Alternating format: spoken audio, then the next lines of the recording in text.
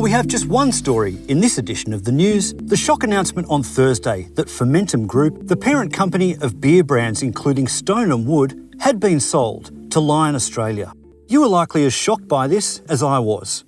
You know how committed Stone & Wood seemed to be to staying independent back when we met the founders on the Drinks Adventures podcast and explored the remarkable achievements of their brewery in 2019. Soon after the news broke, I published an opinion piece that expressed pretty clearly how I felt about their backflip on independence and the unfortunate knock-on effects it has for the independent brewing movement. The article had a tremendous response on Instagram and Facebook and in reply to my newsletter that went out on Friday. And remember that you can sign up for that free of charge at drinksadventures.com.au and also follow me on social media at @ByJamesAtkinson. If you missed it, I've linked to the opinion piece from the show notes. But on Friday, I got hold of Ross Jurisic to ask him what had changed in the last couple of years that led him and the other founders of Stone & Wood to change their minds so dramatically. He said the idea of a complete sale of the business arose after Stone & Wood found itself drastically short of capacity when pubs and restaurants reopened after the COVID lockdowns at the end of last year. The business just took off like at a rate of knots. And we found ourselves at Christmas and the summer peak period not being able to supply demand again, but frustratingly so this time around. And we've always struggled to maintain supply over the peak period, but none as more as what we encountered last year. Because during COVID, we expanded our packaged beer distribution, and you may not recall that half of our volume is sold on premise. It had a massive impact when things shut down, and so what we did, we expanded our packaged beer distribution, probably more nationally as opposed to concentrated on the East Coast. And then as we came into that summer period, we had to renege on those commitments that we had made to customers for packaged beer. And that doesn't sit well with anyone. It doesn't sit well with the customer. It doesn't sit well, with us, the supplier. And it's just incredibly frustrating and on both sides. And that's when we said, right, we've got to dust off those plans for the new brewery in Mooloolaba that we had shelved, waiting for the right time. And then when we started working on how we were going to fund that, this is a $50 million project, right? So it's a considerable investment. It's a very capital-intensive project. And we looked at a number of different options on how we were going to fund that. And the four founding families came together and said, do we still have the appetite for this? The four founding families are at different stages of their life. Do we want to stump up $50 million and what that entails? A divestment, bank debt, all sorts of different opportunities to raise funds for it. Or do we take this as an opportunity to toss the keys to a new custodian and let them run with it? At the end of the day, sooner or later, as a founder, you are going to pass your business on. And whether you're passing it on to your other business partners, a new buyer, you IPO it, or whatever the case may be, you're not taking it to the grave. And so we sat around and we spoke about this, and we spoke about if we had the appetite and the energy to go again, and all the risk that was involved with that.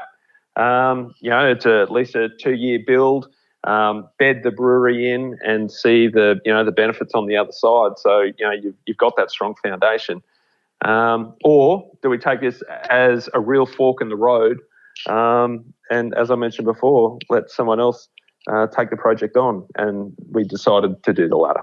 That being the case, do you have any kind of sense of regret at how strongly worded Stone & Wood's commitment to independence has been over the years? It sounded very much like a multi-generational commitment to independence, regardless of what the future may hold.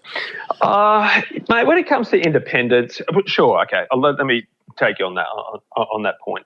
Jamie and Brad were instrumental in setting up the Independent Brewers Association as a body for a whole bunch of smaller brewers that could tap into resources that, as an industry, people need, and breweries and businesses need. So, they were very proud of that, and deservedly so. They did a great job in setting that up. And Brad was even the chair of the Brewers Association there for a period of time. They definitely communicated on that platform. But, when other breweries sold and lost their independence, just like Stone & Wood has, we were always of the opinion that every brewery has an opportunity and every business owner has the opportunity to sell. But it comes down to the communication on that sale and how you actually go about that. And I guess that's what was our frustration, that people suggesting nothing's going to change, everything's going to stay the same, etc. And I think everybody knows full well that's not it's not the case, and it's no point just rolling out that same line. We know at Stone & Wood that things are going to change. Absolutely, that are going to change. That's why Lion bought it. There's an incredible amount of unmet demand out there, and Lion are perfectly positioned to meet that demand. So yeah, things are going to change. One thing I will pull you up on is I've really noticed this word custodian getting bandied around. A few years ago, I think you guys were getting upset that the word partner was getting used in the context of an acquisition, and custodian is a temporary thing. What's with this new word that's been added to the lexicon when buyer is probably the more accurate word? Buyer, custodian, at the end of the day, a buyer is a custodian, aren't they? It's another group of people, a business, an organisation that takes on responsibility for the operation or for the business itself. We sort of use that word custodian because when we were looking for the next set of hands to leave this business in, there were a number of criteria that we set out to ensure that what we had built over the years was going to continue. And so we found that word custodian and custodianship was an appropriate word because it encapsulates everything that we have built and handing that over to another party to continue taking forward. What was the reaction among the employees yesterday? Was it mixed? It was mixed, mate. Yeah, absolutely. It was mixed. We have a lot of long-term people in our business, even though we've been operating for 13 years. Some people have been there for a long time. And those people are very grateful because they stand to gain most out of the employee share scheme that we set up way back when. They're grateful for the opportunity to have had the roles and the types of jobs in the Northern Rivers. Some people are disappointed because it's change. It's just going to take time for people to get their heads around things. But, as the dust settled last night and into this morning, we've been overwhelmed with with so much positive feedback. The things that people have joined our organisation for, it's just not for a job and remuneration, etc. It's the things that we've done with the environment, the community, all our stakeholders, our suppliers, and the way we operate. And part of those pieces that I mentioned earlier on, those parameters that we wanted the new buyer, if you want to call it a buyer or custodian, had to meet was ensuring that the new brewery was built. So jobs in the Northern Rivers were maintained. Donation to the Ingrain Foundation, which fast forwards our Ingrain program by 10 years. One of the three founders will remain on the board of that. $1 million to Big Scrub, Landcare. Mate, when we told those guys, actually we didn't have the opportunity to tell them. They read it in the newspaper, but when we touched base with them last night, mate, they were in tears. $1 million donation to an organisation like that is unbelievable. And they're the things that people in our business appreciate about what Fermentum is. Do you accept that this is going to be damaging to the independence movement, though, just because, as Jamie and you guys have said in the past, when a sale like this happens, it really does erode consumer trust, and especially with how much you guys have sort of given consumers confidence that Stone & Wood isn't going to be like one of the others and isn't going to sell? Mate, there's 600 odd breweries in Australia, and Stone & Wood is one of them. Sure, we've been around longer than most, but the industry is in a great position. It's healthy. There's plenty of competition in the marketplace, and I honestly believe it will continue to grow and thrive. Someone was chatting yesterday about consolidation. and there's less breweries in Australia. It's actually the opposite. There's more and more breweries entering the market every day, every week. So yeah, I'm very confident for the industry and the category. What does this mean for you? And Brad, and Jamie was already sort of semi-retired, and I assume this kind of makes him fully retired. But what about for you and Brad? Well, Jamie is the worst retired person in retirement. He just struggles to not stay busy, and that's fantastic. You know, he's still involved in a lot of different things and a lot of boards and what have you. And he'll continue doing that.